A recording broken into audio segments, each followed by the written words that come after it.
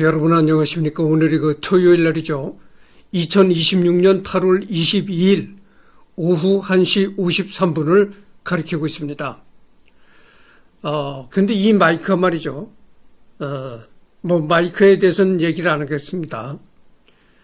전번에 내가 옷에다 부착시키고 했던 그 마이크는 DJI에서 나온 그런 무선 마이크는 그 모노로도 녹음할 수가 있고 스테레오로도 녹음할 수가 있어요. 근데 이거는 그 스테레오로 더 이상 얘기를 안 하겠습니다. 존경하는 독자들에게 얘기를 할 차례죠.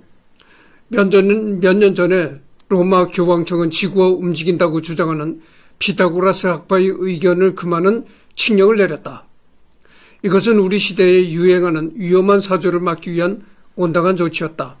이 칙령이 분별 있는 심리에 의해서 나온 것이 아니라 맹목적인 격정에 의해서 잘못 내려진 것이라고 주장하는 경솔한 사람들이 있다.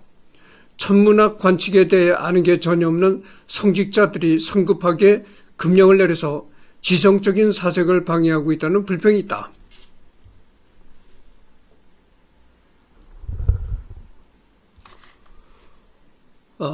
이런 오만하고 무례한 불평을 듣고 나는 가만히 있을 수가 없었다. 그 현명한 결정에 대해 잘 알고 있기 때문에 나는 이 세상 넓은 무대에 나서서 진실을 증언하기로 결심했다. 당시 나는 로마에 있었다. 재판정에서 가장 높은 고위 성직자가 나를 반겨주었으며 그들은 나를 칭찬해 주었다. 그들은 그 칙령을 미리 내게 알려준 다음에 공표했다. 나는 이 책을 통해서 우리 이탈리아, 특히 로마에서도 이 문제에 대해 외국 못지않게 잘 알고 있음을 밝히겠다. 알프스 너머 사람들이 상상한 것 이상으로 잘 알고 있다. 코페르니쿠스의 지동설에 대한 모든 사항을 다루겠다. 이 모든 것들은 로마의 검열을 거쳤음을 밝힌다. 우리도 지적 즐거움을 마음껏 추구할 수 있으며 매우 교묘한 이론을 발견하고 연구할 수 있는 환경 속에서 살고 있다. 이것을 보이기 위해서 나는 이 책에서 코페르니쿠스 편인 것처럼 꾸몄다.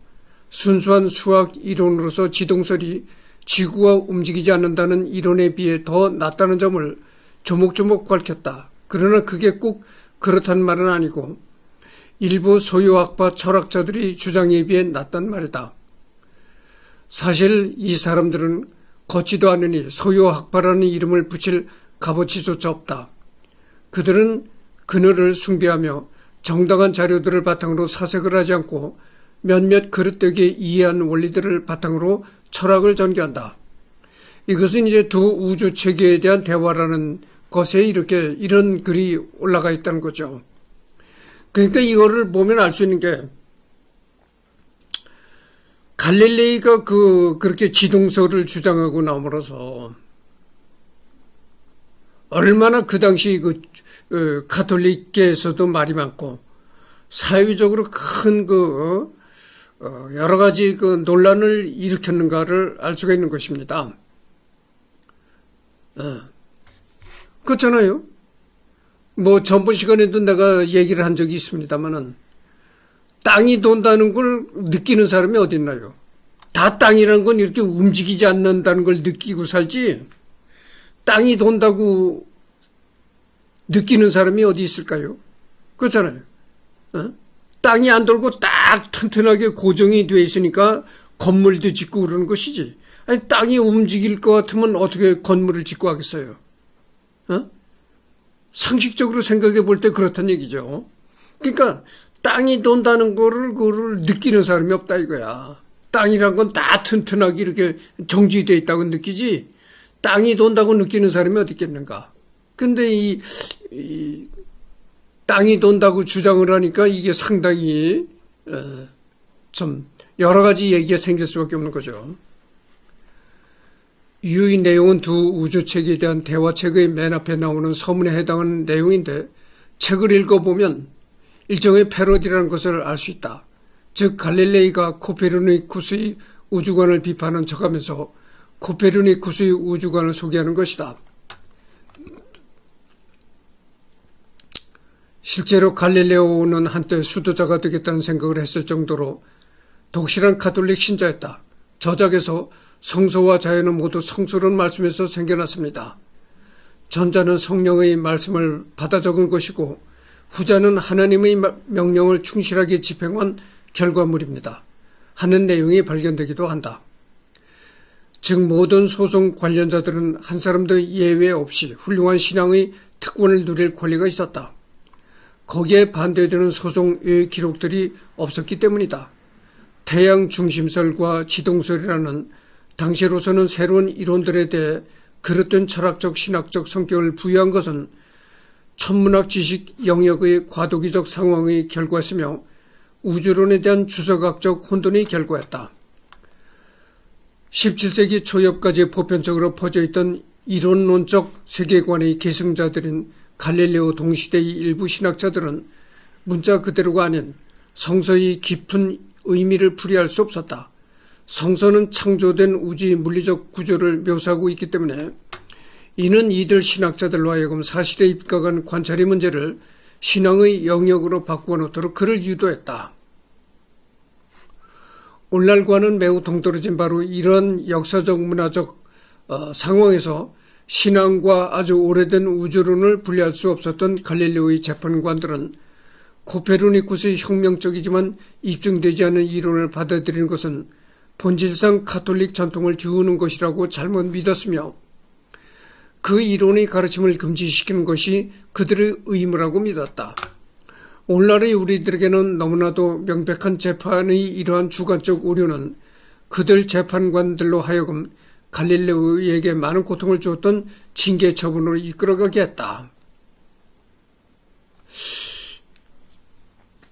갈릴레오가 이제 지동설을 주장하고 나오니까 그때 당시에 이제 이 가톨릭계에서 많은 그 반발도 생기고 그랬다는 거죠. 근데 여러분들 말이죠. 과학과 종교는 좀 이렇게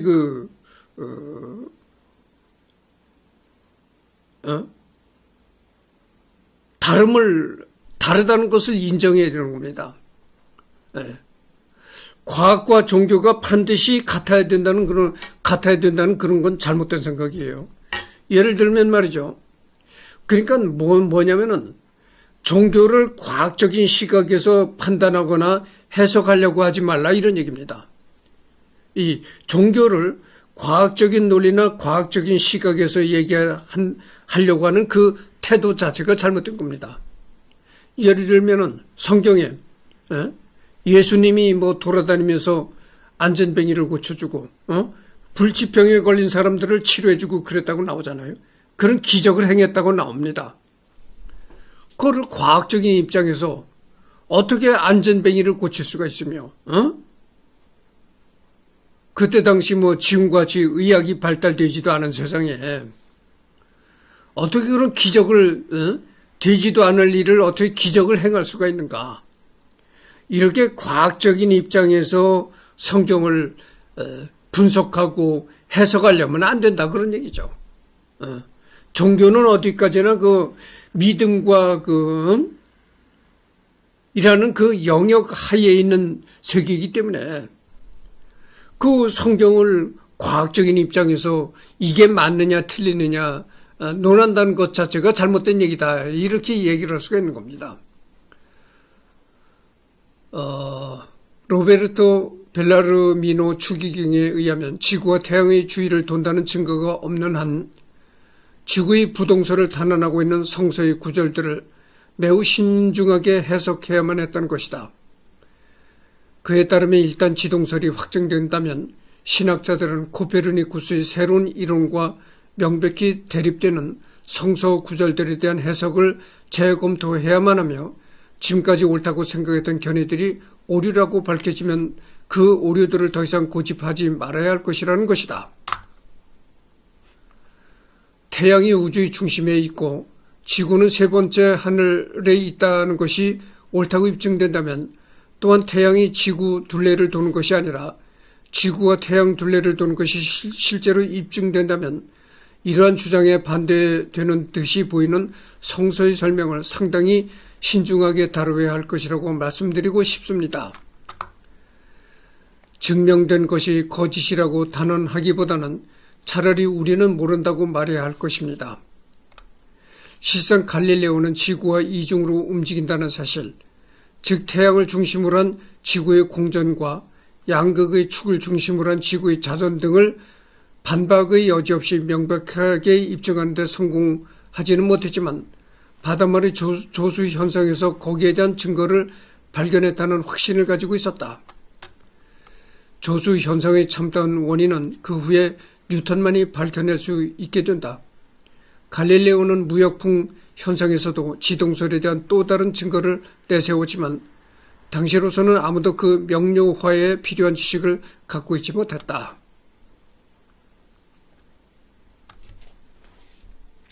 지금 11분을 경고했습니다. 1633년 판결이 이러한 명백한 파기는 검사 송성의 교령에서 명백해졌는데 이 교령은 금서 목록의 1757년 판에서 지동설을 옹호하는 저서들을 삭제했다. 실상은 이 교령에도 불구하고 새로운 해석을 받아들이기를 주저하는 사람들이 많이 있었다. 1820년 로마의 라 사피엔차 대학 교수이며 참사원이었던 세텔레는 광학과 천문학의 기본 원리라는 자신의 저서를 출판할 채비를 알고 있었다. 그러나 그는 성청의 출판 검열관이었던 안포시 신부의 반대에 부닥쳤다. 그는 세텔레에게 그 책에 교회인가를 내어주기를 거부했다.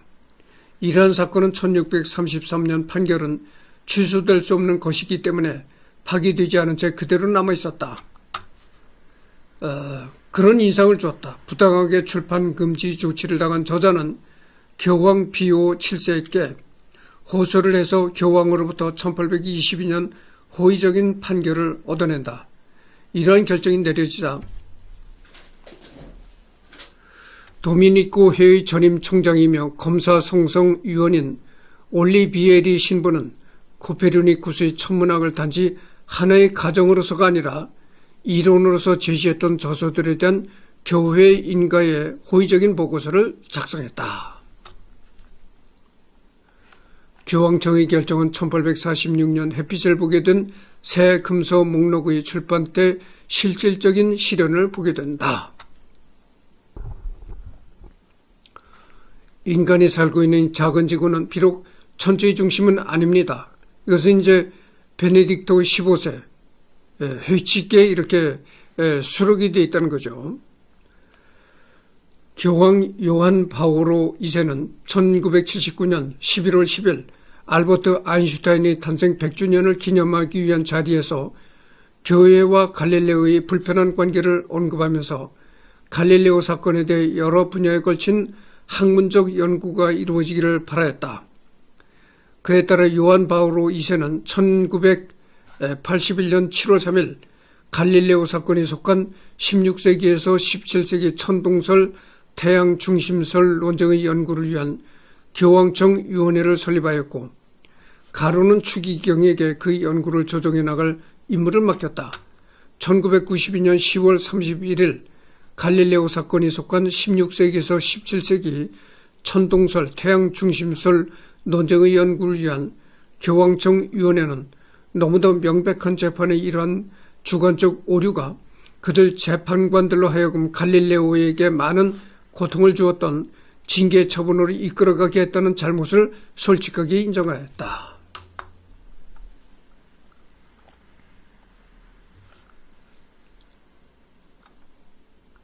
(14번을) 경고했습니다. 갈릴레오는 신앙의 진리와 과학의 진리가 결코 서로 모순될 수 없다고 명시적으로 선언하였습니다. 성서와 자연세계는 둘 다 하나님의 말씀으로부터 전개됩니다. 성서는 성령으로부터 받아 쓴 것이고 자연세계는 하나님의 명령에 대한 매우 충실한 수행자입니다. 그는 베네딕토 카스텔리 신부에게 1613년 12월 21일자로 보낸 편지에서 이렇게 말하고 있습니다. 제2차 바티칸 공의회도 유사한 용어들을 사용하며 동일한 것을 가르치고 있습니다. 모든 분야의 방법론적 탐구가 참으로 과학적인 방법으로 도덕 규범에 따라 이루어진다면 결코 신앙과 참으로 대립할 수 없을 것입니다. 세속 사물이나 신앙의 실제는 다 똑같은 하나님에게서 그 기원을 이끌어내기 때문입니다.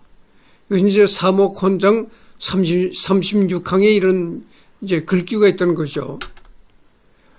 갈릴레오는 자신이 과학적 탐구에서 그의 마음 깊은 곳에서 그를 자극하시며 그의 통찰들의 영감을 던져주시는 창조주의 현존을 느끼고 있었습니다.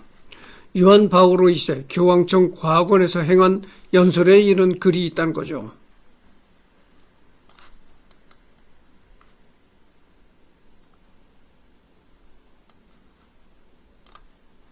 그러니까 이게 참 재미난 얘기인데, 요한 바오로 2세라는 그 교황이 이런 얘기를 했다는 거죠. 이 갈릴레의 마음에 하나님이 있다는 거죠. 그러니까 하나님이 갈릴레의 마음을 이렇게 조종을 해가지고 갈릴레이가 그렇게 그 지동설을 주장하고 나오게 했다 이거죠. 그러니까 갈릴레이 입에서 지동설이 이제 나온 것은 하나님의 역사다 이거죠. 하나님이 갈릴레이 마음속에 스며들어 가지고 그런 일을 한 거다. 뭐 이런 얘기가 되는 거죠. 그러니까 종교인은 그렇잖아요. 기독교나 이런 사람들이 얘기하는 걸 들어보십시오. 모든 영광을 하나님한테 돌리는 겁니다. 그러니까 이 세상의 모든 좋은 일도 하나님의 은총이요. 나쁜 일은 또 은총이 아니라 하나님의 시험이로다. 그러니까 나쁜 일은 하나님이 나를 시험에 들게 하는구나. 좋은 일은 이게 하나님의 은총이로구나. 모든 것을 하나님한테 이제 영광으로 돌린다 이거죠. 그래서 내가 언젠가도 이런 얘기를 했지만, 예전에 내가 고향에서 어렸을 때, 커날 때 이런 얘기를 한 사람이 있었어요. 기독교인에게 도움을 주고 싶은 생각이 안 난다. 기독교인들에게 어떤 돈이 많다고 해도, 설사 돈을 많이 가지고 있는 사람이라 해도 기독교계에 어떤 돈을 많이 이렇게 기부하고 싶은 생각이 없다. 그게 왜냐면은 돈을 많이 기부를 하면 그 기부한 사람의 이름을 얘기를 하고 그 기부한 사람의 그 은혜를 잊지 말아야 되는데, 돈을 기부를 해도 기부한 사람에 대해서는 입 딱 닫고 하나님의 은총으로다가 이렇게 돈이 생겼다 이런다는 거죠. 그래서 설사 돈이 많다래도 교회에 돈을 기부하고 싶지 않다. 이렇게 얘기한 사람들이 있었습니다. 그러니까 의사가 병을 고쳐주면 어느 그 의사 때문에 내가 병을 고치게 됐다 이렇게 생각을 해야 되는데, 의사가 내 병을 고쳐주면 이게 하나님의 은총으로 내 병이 낫다 이렇게 얘기를 한다는 거죠. 현세 사물의 정당한 자율성.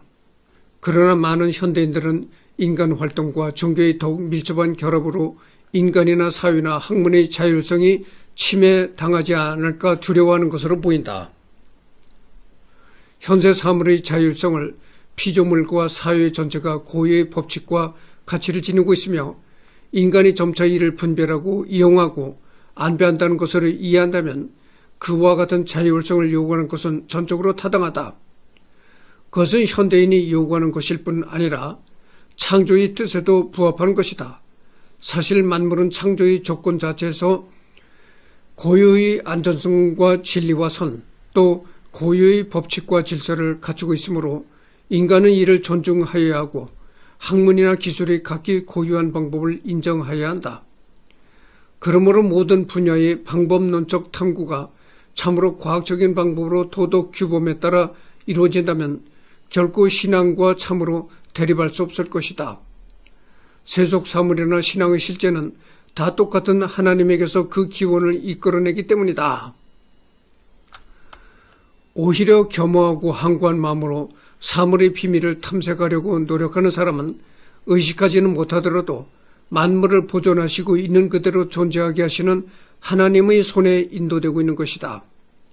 이러한 까닭에 학문의 정당한 자율성을 충분히 깨닫지 못하고 어떤 때는 바로 그리스도인들 사이에서도 없지 않았지만 거기에서 논쟁과 갈등을 일으켜 많은 사람들이 신앙과 과학을 서로 배치되는 것으로 여기도록 만들었던 정신 자체를 개탄하지 않을 수 없다.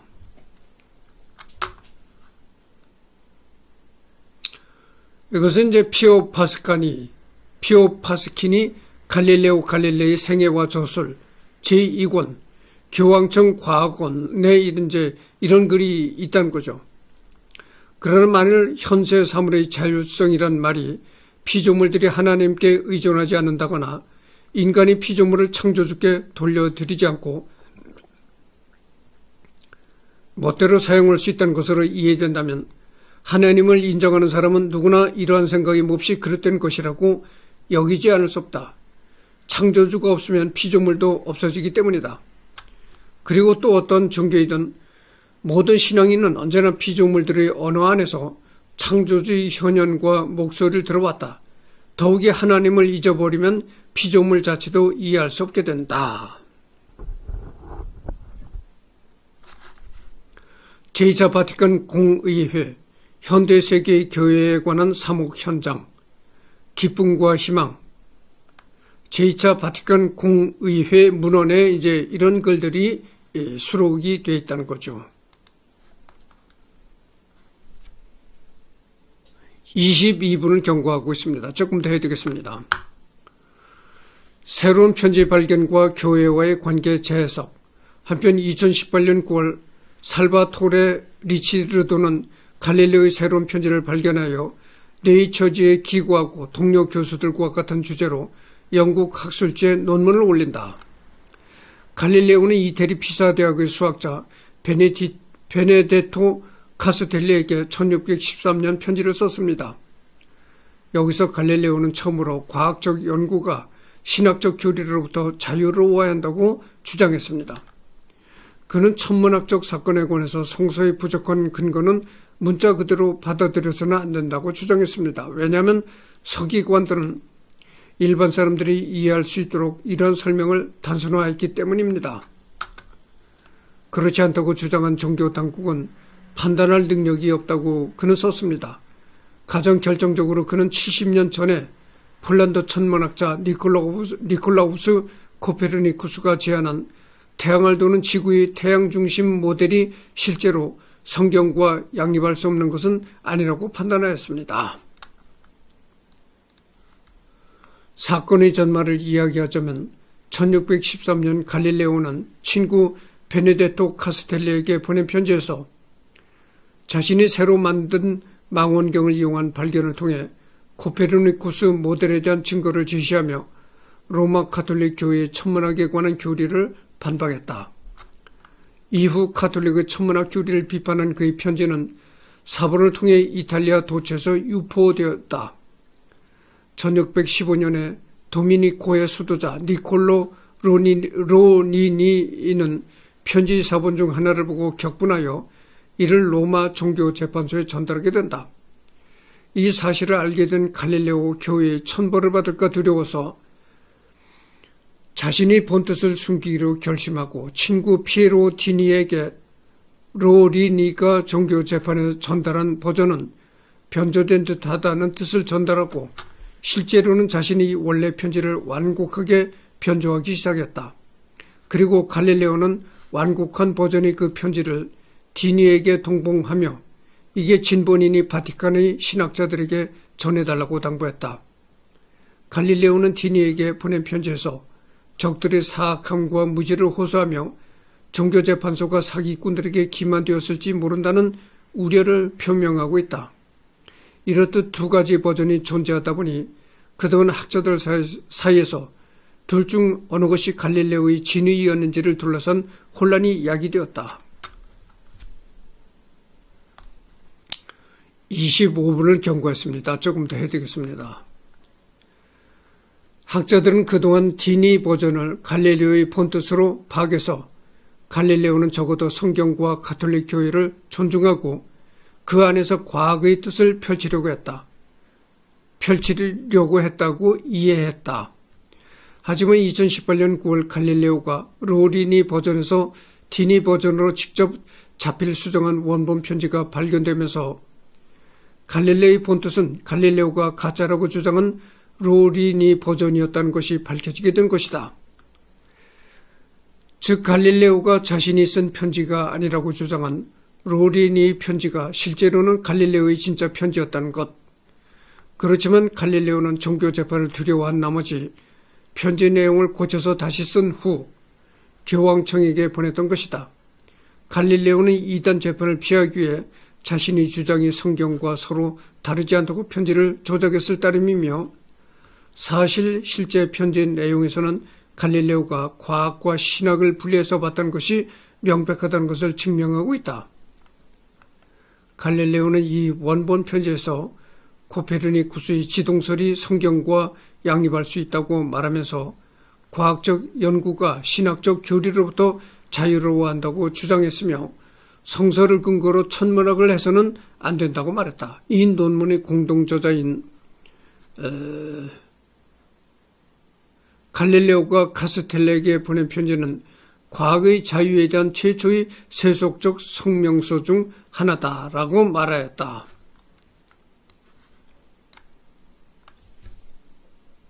과학이 말이죠.